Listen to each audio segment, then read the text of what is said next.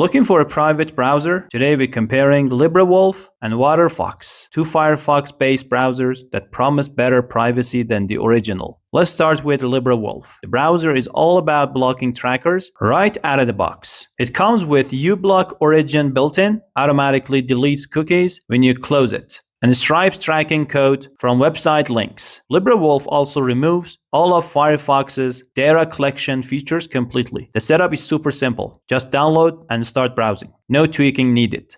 LibreWolf blocks ads, stops website from tracking you, and even prevents your real IP address from leaking through something called WebRTC. Perfect if you use a VPN. Now for Waterfox. This browser also removes Firefox's tracking and data collection, but it takes a different approach. Waterfox focuses on speed and works with both Firefox and Chrome extensions. It includes something called oblivious DNS, which makes it harder for your internet provider to see what websites you visit. Here's something important though. Waterfox was owned by System1, an analytics company until recently. They claim to be independent now, but this raised trust issues in the privacy community that still exist today. Performance-wise, both browsers run well. LibreWolf might be slightly slower because it blocks more stuff by default. Waterfox aims for faster speeds and browser extension support. Both work on Windows, Mac, and Linux. For privacy purists, LibreWolf wins. It's more aggressive about blocking trackers and has a cleaner reputation. The privacy community trusts it more and is recommended by many security experts. Waterfox is better if you want more extension options and faster browsing. It's still private, just not as hardcore about it. The System1 history makes some people nervous, even though they're independent now. Bottom line, choose LibreWolf for maximum privacy and simplicity. Pick Waterfox if you need more extensions and speed,